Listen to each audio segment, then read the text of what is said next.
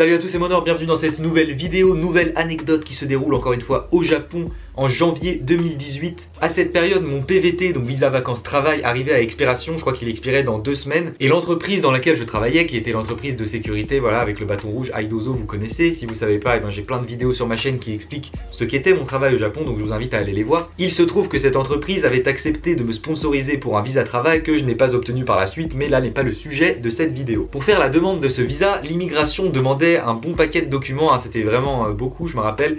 Il y en avait certains que c'était l'entreprise qui devait fournir, donc mon entreprise m'avait tout donné, et d'autres que c'était moi qui devais fournir, comme par exemple des diplômes ou des contrats de travail, plein de choses du genre, et j'avais tout sur une clé USB. Étant donné que je devais tout fournir en format papier, je me suis dit que j'allais pouvoir aller les faire imprimer dans un combini. Donc les combini, pour ceux qui ne savent pas ce que c'est des petites supérettes qu'on trouve un peu partout au Japon, qui sont ouvertes 24 heures sur 24 et dans lesquelles tu peux acheter pas mal de produits, surtout de type alimentaire.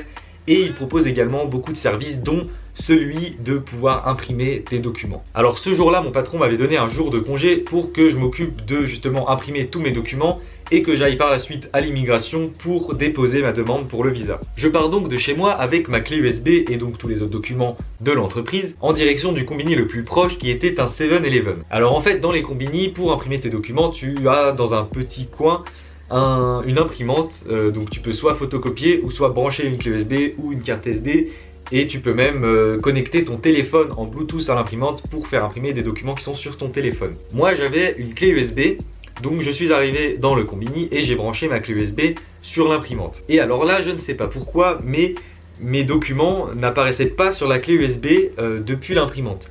Du coup, ce que j'ai fait, c'est que je suis allé voir dans le combini d'à côté, qui était un Lawson, qui était à même pas 5 minutes à pied.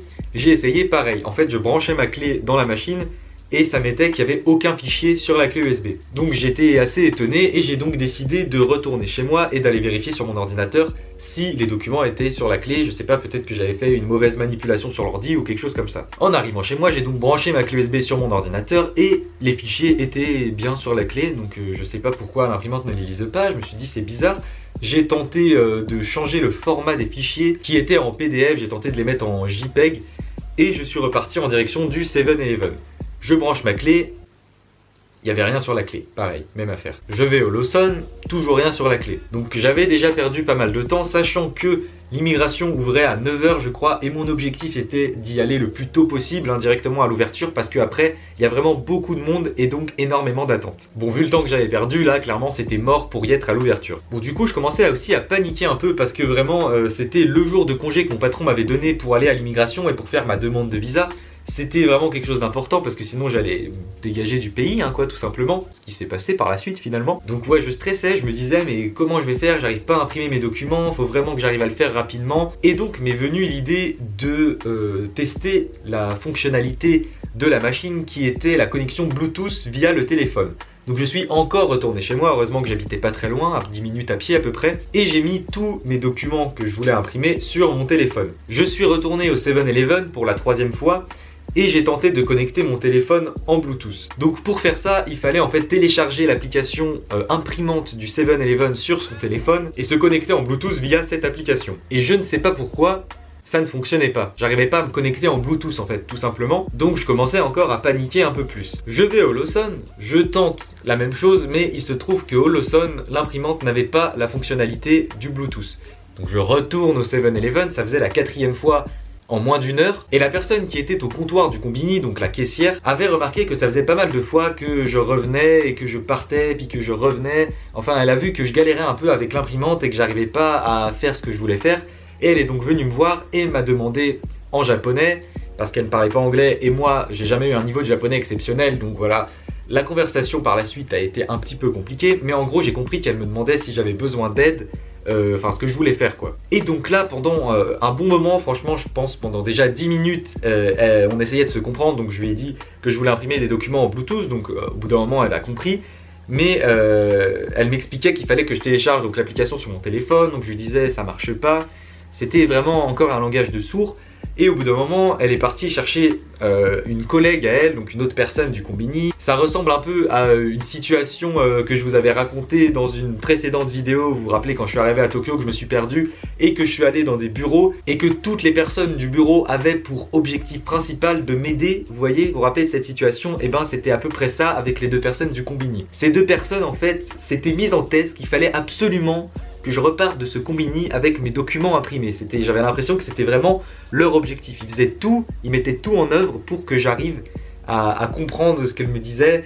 Et c'était vraiment encore un truc de fou comme on m'a aidé. Donc la deuxième personne a encore essayé de m'expliquer, bon voilà je comprenais pas trop, elle essayait de m'expliquer d'autres choses, elle tentait des trucs sur la machine, et au final au bout d'à peu près une demi-heure ça a rien donné. Donc une des deux personnes du combini, la première qui était venue me voir, m'a dit d'attendre un peu et est partie vers le comptoir, et elle est revenue quelques minutes après avec un téléphone, un genre de téléphone fixe qui était sans doute le téléphone du combini, et elle me l'a tendu en me disant en gros: tiens, y a quelqu'un qui parle anglais. Je prends donc le téléphone et j'étais en face de l'imprimante. Et en fait, c'était le centre d'aide du combini, si vous voulez. C'est ce que la personne m'a dit au téléphone, qui parlait très bien anglais d'ailleurs. Et elle m'a donc demandé qu'est-ce qu'elle pourrait faire pour m'aider. Donc voilà, je lui ai expliqué ma situation, que j'arrivais pas à installer l'application. Et franchement, je vous mens pas, je pense que la conversation téléphonique a dû durer une bonne trentaine de minutes.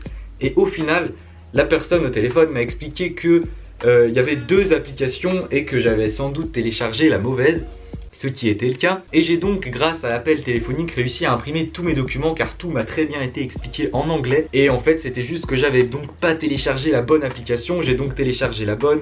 Et ouais, j'ai vraiment pu tout imprimer, donc j'ai remercier les deux personnes du combini qui, comme pas mal de japonais quand on a un problème, se sont montrées extrêmement aidantes. Même si au début je me disais vraiment que j'étais en train de perdre mon temps parce que j'avais l'impression que on brassait du vent en fait, vraiment. Elles essayaient de m'aider mais j'avais l'impression que vraiment elles savaient pas plus que moi comment ça fonctionnait. Du coup je me disais mais ça fait 30 minutes qu'elles sont là en train d'essayer de m'aider mais clairement ça sert à rien, je suis vraiment en train de perdre mon temps.